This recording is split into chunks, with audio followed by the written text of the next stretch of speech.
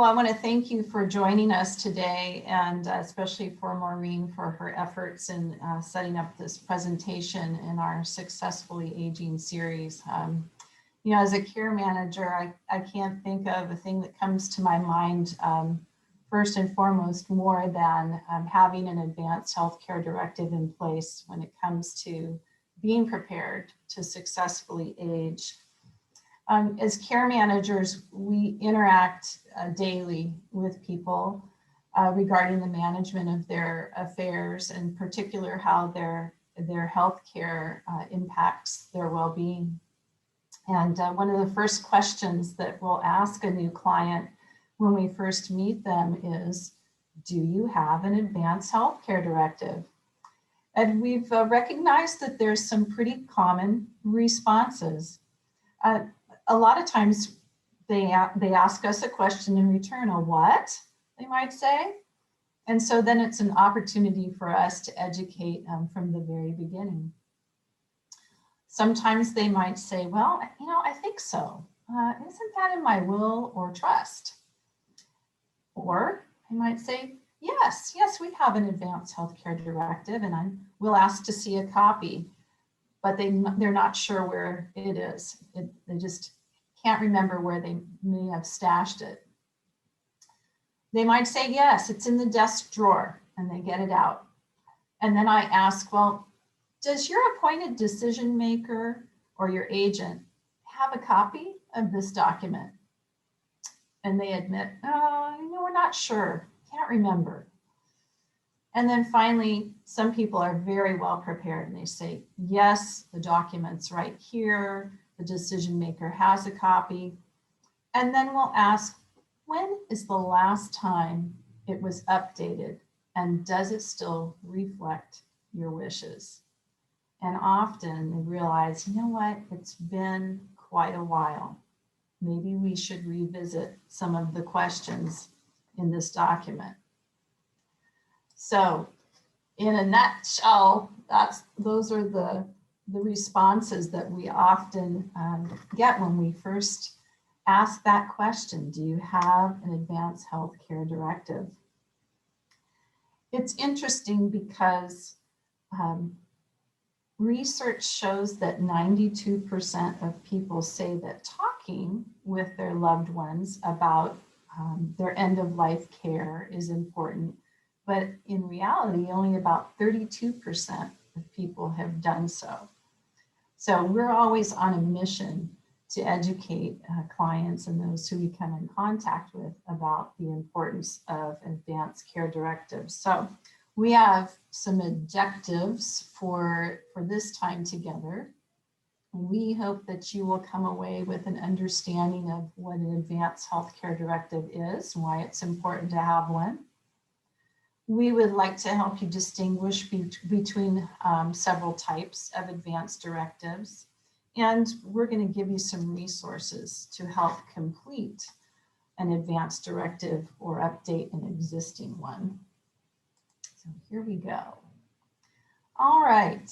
An advanced healthcare directive is simply a statement. It's shared with both family or your decision maker and a doctor.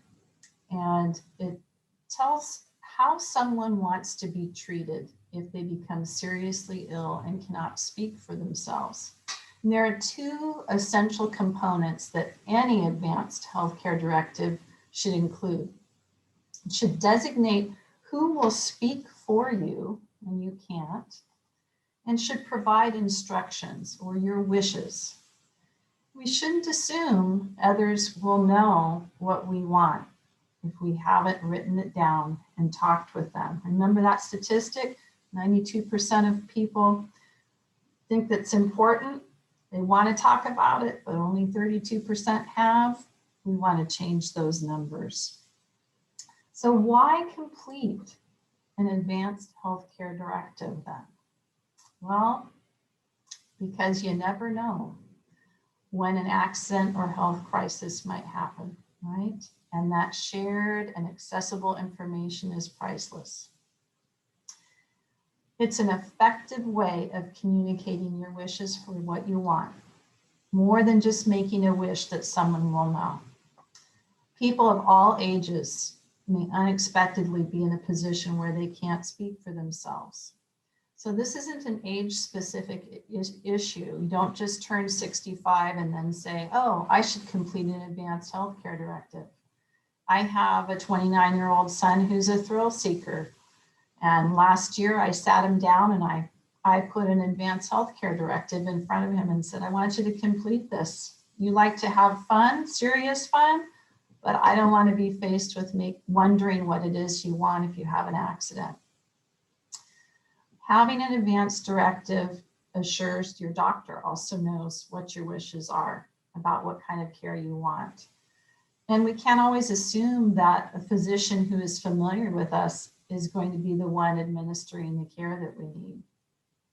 It's also going to tell the healthcare team who it is that you want to make decisions for you if you can't speak for yourself. So taking the time and effort to complete an advanced directive is what we like to think of as a gift that you give in advance to those who love you. So you're providing them with information and ability to speak on your behalf and not expecting them to think about what it is you might want if you haven't had that conversation with them and you haven't written something down. I've seen families who were burdened with those decisions because they didn't know what mom or dad wanted or what their sister or brother wanted. And then they were faced with making the best decision that they could. So that's why we say that this shared and accessible information is priceless. It truly is a gift. All right, so what kind of things can you specify in an advanced healthcare directive? Well, as you can see from the screen, these are topics which can be uncomfortable to think about in advance, let alone talk about with people who care about you. But it's so much easier to do it before there's a crisis or before someone is unable to speak for themselves. In particular, we see families and loved ones who are dealing with others who have lost the capacity because of dementia, and they did not stipulate in advance what their end-of-life wishes were, whether they wanted CPR, whether they wanted to ever have artificial nutrition through a feeding tube, whether they wanted advanced life support, whether they wanted to make an organ donation after they died. So, we really encourage people, don't put off making these decisions and documenting what it is you want and communicating with the people who are going to be tasked someday with potentially making decisions for you. But again, not age specific, but thinking about who it is that you're going to task and not burdening them with making decisions for you down the road without knowing what it is you want. So what kinds of things might your agent be asked to do for you? They might have to choose a physician for you, where you will receive care, depending on what kind of care you might need. They would be dialoguing with your healthcare team. They might need to have access to your medical record to answer questions for someone or authorize its release for the use for your care. Accept or refuse medical treatments on your behalf. And then finally, be able to make arrangements for you when you die. So again, these are not easy to think about issues, easy to discuss topics, but so much better to do it in advance. And I can't tell you the number of times that I've witnessed or helped facilitate a conversation between family members or with an individual to complete an advanced care directive and had their agent just breathe a huge sigh of relief that those documents were finally completed and relieved them of what they didn't know. If you've been involved in the completion of an advanced care directive or been hunting around for information, you probably know by now, or maybe you don't, that there are different kinds of directives available. They all accomplish much of the same thing, just in a little bit different way. And some of them have been customized to meet the needs of particular individuals. So we're just going to review a couple here today that sort of exemplify the variety that's out there. And don't worry too much about not being able to see the detail on the screens here, but Maureen has prepared a document that you'll have at the end of the presentation where you can access these particular materials. So on the left side of the screen there, you see Advanced Healthcare Directive. This is actually a basic form available online here in the state of California. And it just walks you through, it's very user-friendly. It helps a person designate an agent, gives instructions for healthcare, whether or not they want to donate organs, and then there's a place for witness signatures. And for people who are living at home, this particular form only needs to be witnessed by 2 other people, doesn't require an attorney to complete it, and it functions quite well for the purpose of having an advanced care directive that accomplishes the 2 goals, which is to designate an agent and provide some basic information, or actually good information about what end-of-life care you may or may not desire. On the other side of the slide there, you'll see 5 wishes. This is a very holistic type advanced healthcare directive, and by holistic, I mean that it really looks at the development of a person's desires for end-of-life care from a lot of different values angles. Some people really want to flesh out and put a lot of detail into what it is they want, or maybe they just need a tool to help them have a conversation with their agent. 5 Wishes is a tool that is very helpful in that regard. It also can be completed with witness signatures and utilized as a guiding document to help your decision makers. So if there's a lot of detail, you can see the titles for the different sections there.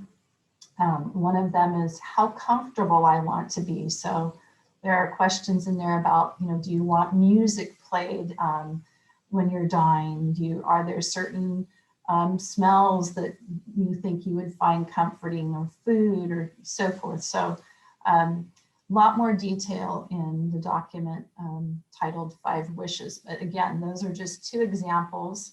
I always try to leave the basic white California form with clients if they don't have an advanced directive, because I feel like it's an easy to walk through, pretty non-threatening form. So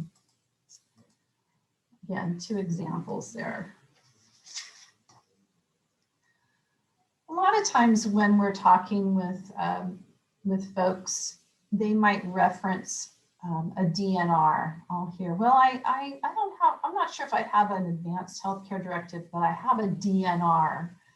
So DNR stands for Do Not Resuscitate.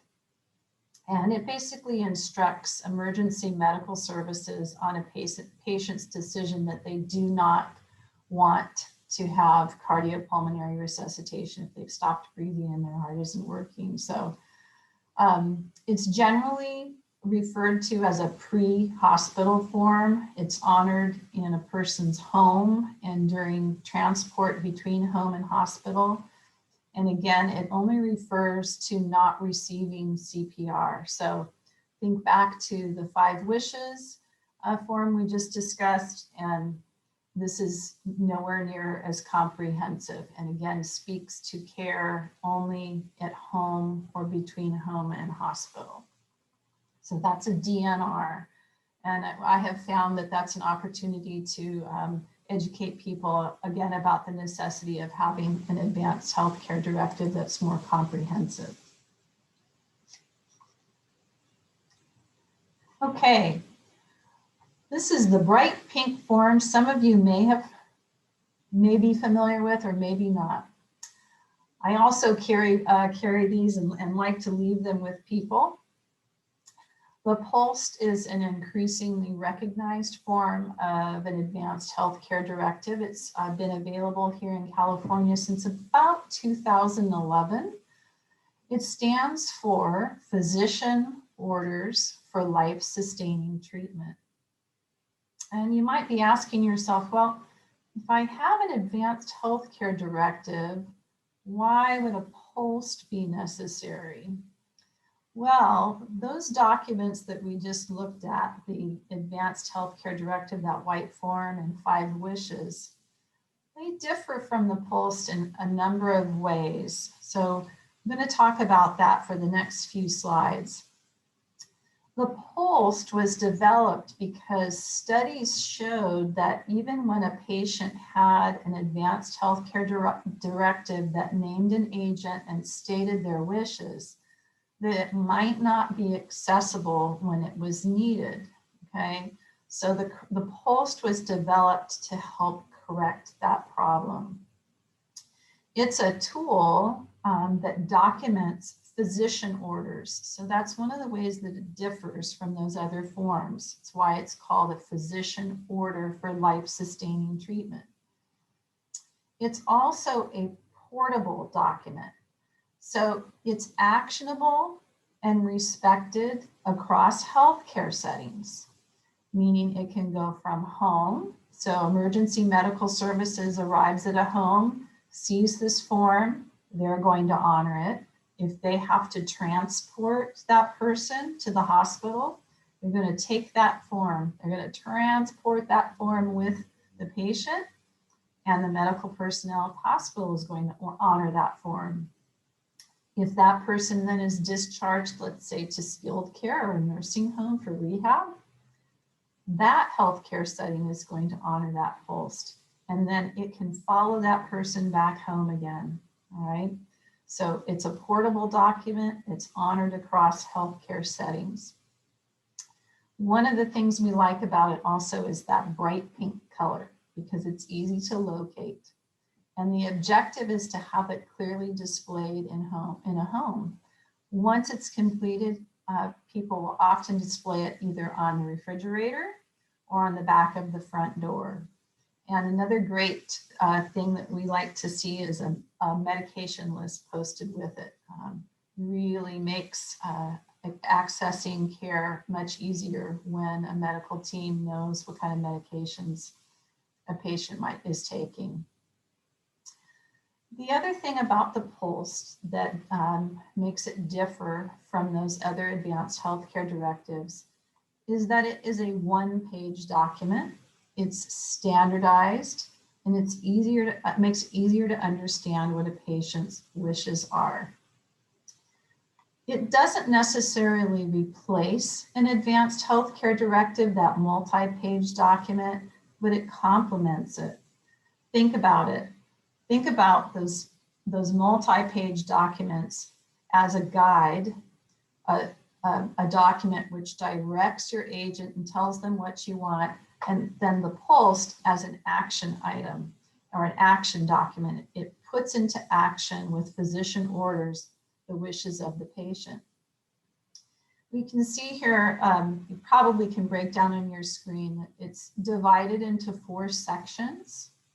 And it kind of follows a logical order in the nature of care, starting off with CPR, cardiopulmonary resuscitation. So thinking of our comments about the DNR form, do you want CPR or not? So if you're found with no pulse and you're not breathing, do you want to be revived?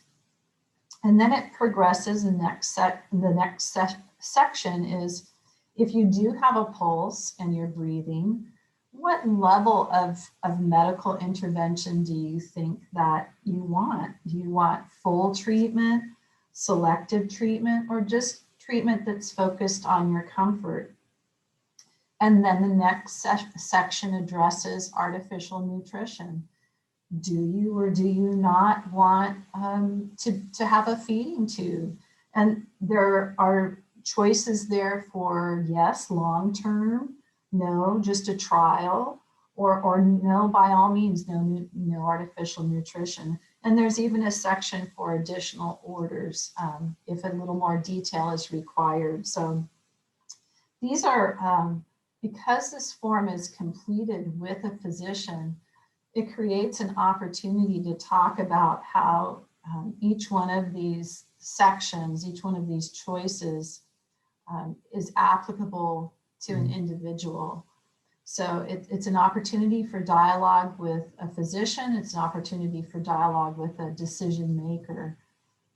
Really becomes a conversational tool in and of itself. And there are organizations online, I know one of which is listed in the resource list that Maureen composed, that can go into more information about what is CPR and what are the benefits or the pros and cons of artificial nutrition at different stages of life. The other nice thing about this particular form is that if you ever change your mind, you can just complete a new one. They're readily available. Most doctors have them now, and there's a source online for them as well. So we just think that it's a really wonderful way to communicate healthcare wishes for a good number of individuals. So that's kind of what we'll talk about next is, so who benefits from a POLST? Is this something that everyone should have? Well, when it comes to the creation of a POLST, I really like to think of it as an art and not a science.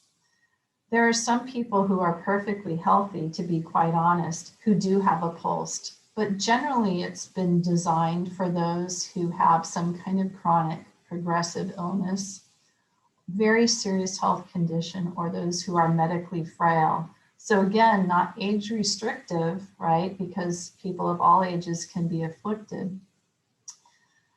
We suggest that this is a conversation you have with your physician, all right? The idea is that you prevent unwanted or medically ineffective treatment, reduce patient and family suffering, and help ensure that your wishes are honored. So deciding whether or not this is the appropriate tool for you or your loved one is not just a matter of A, B, or C, but again, a conversation with your doctor. There are a couple of circumstances that we've discovered as care managers where the POLST is particularly helpful. That is if we have an older client who is living alone. There's no one in the immediate area to speak for them. What if they press their life alert and then paramedics arrive and they're not breathing or they're not conscious and can't speak for themselves? Having a POLST available becomes another tool in their safety net, another part of their safety net for ensuring that their wishes are communicated and followed through on. The other is if we serve a large number of clients who are full-time caregivers for a spouse or loved one who has dementia, who does not have the ability to speak for themselves or for the person who's caring for them. We always strongly suggest that they both have a POLST. If the caregiver goes down, has a health event, and emergency medical services arrive and are confronted with a downed caregiver and another person who doesn't have capacity to speak for them, that's a situation where a POLST, again, is a very, very helpful tool. And so we'll often advocate in situations like that, that both individuals have a POLST completed. And again, you know, I've had families say, well, I don't fit that criteria. I'm not, you know, I don't have a chronic progressive illness. You know, I want CPR. Well, that's the beauty of the POLST is it can be completed and you could want CPR today and 10 years from now, you can change your mind if you want. So, but at least it would be speaking for you. So again, the POLST is designed to fill some of those gaps that were being identified. It's visible, it's simple, it's visible, and it communicates clearly a person's desires. So we want to, again, kind of emphasize comparing the POLST to those other advanced healthcare directives. So the POLST doesn't replace an advanced healthcare directive, but it does turn those wishes into medical orders that are enforceable across healthcare systems, recognizable at different levels of care, portable with the patient. So it doesn't, a patient's not going to be continually asked to complete a directive. Most of the time for those who are seriously ill.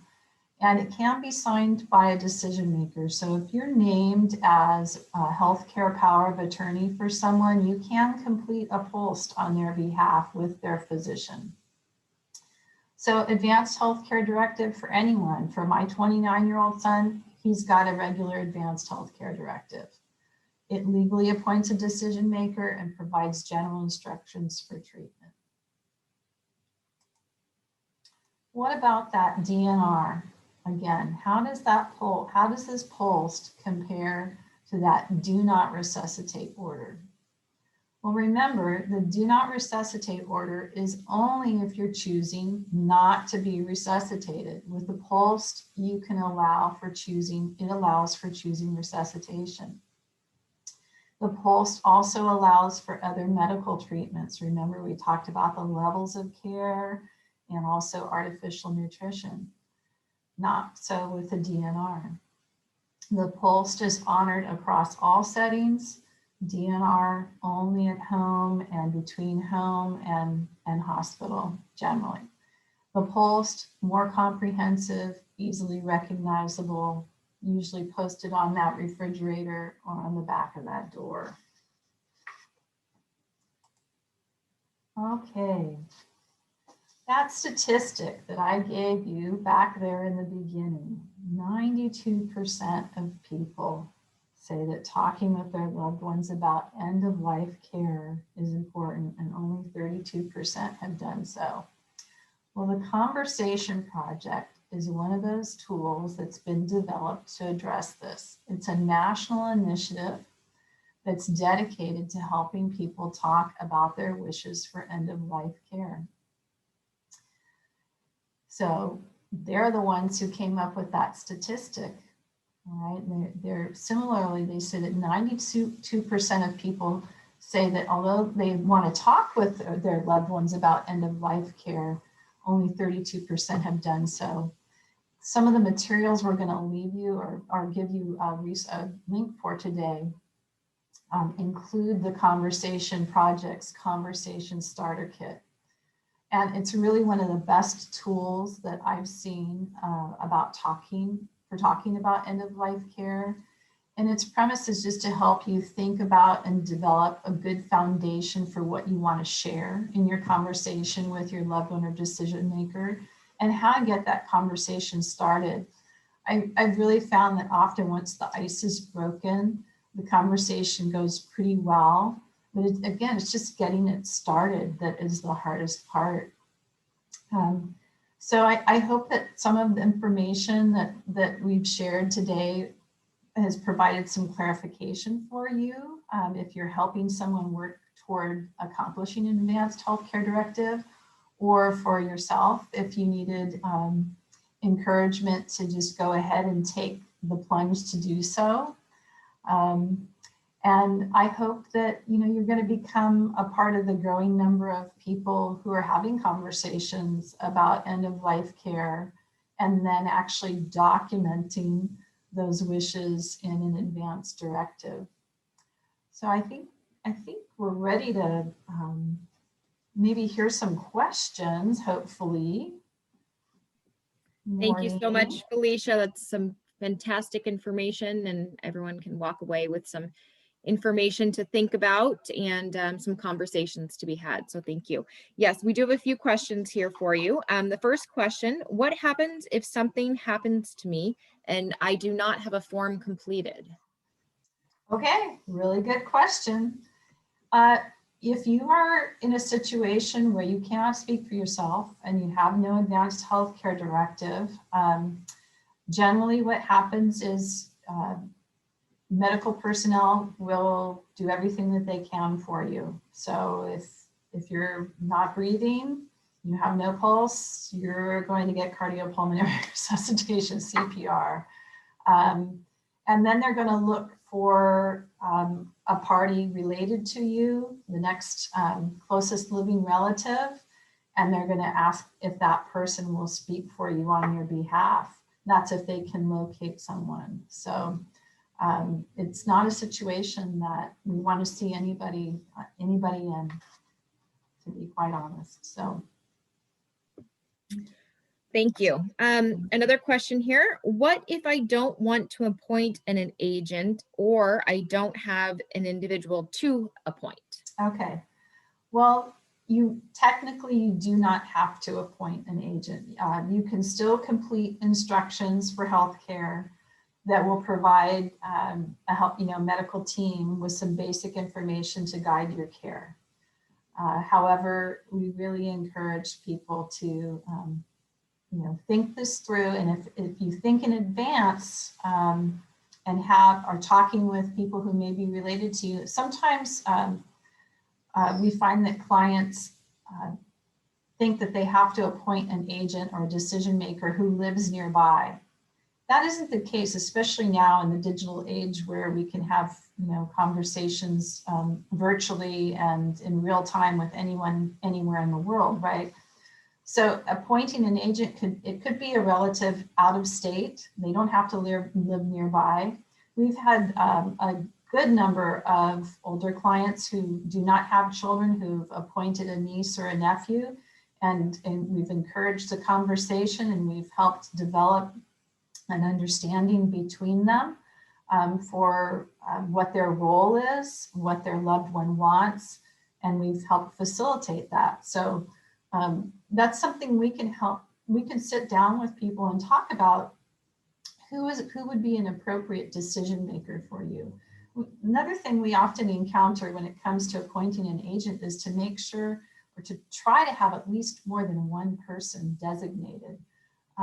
Because especially if your advanced healthcare directive gets filed away and may not be pulled out and dusted off until it's needed, that primary person who was designated may no longer be available themselves. So having several people appointed is not a bad idea. In fact, it's something that we really encourage.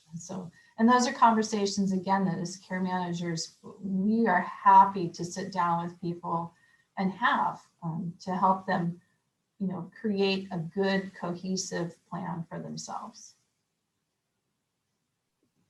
Thank you.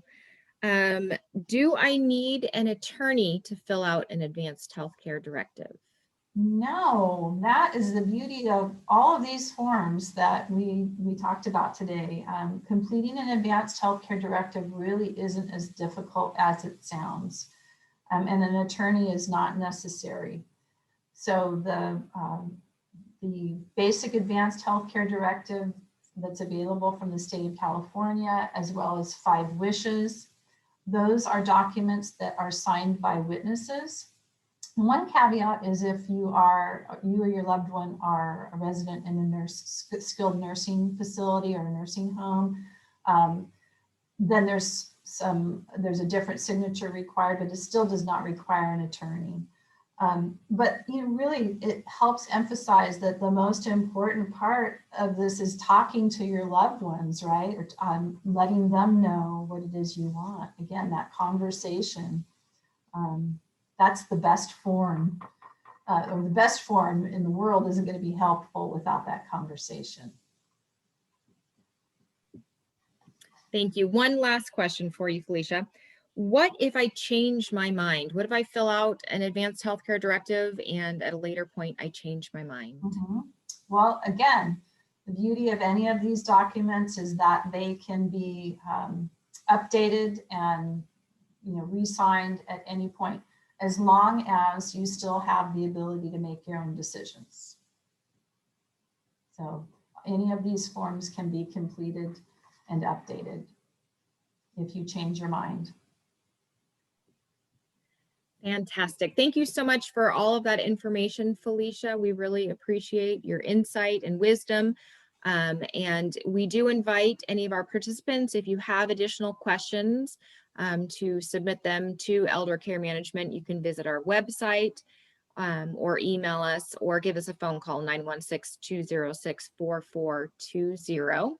We would also, I believe most of you are familiar with our services, but in case you're not, Elder Care Management can do one-time assessments, or we can do a care plan and then help execute that care plan and give ongoing care management to our clients.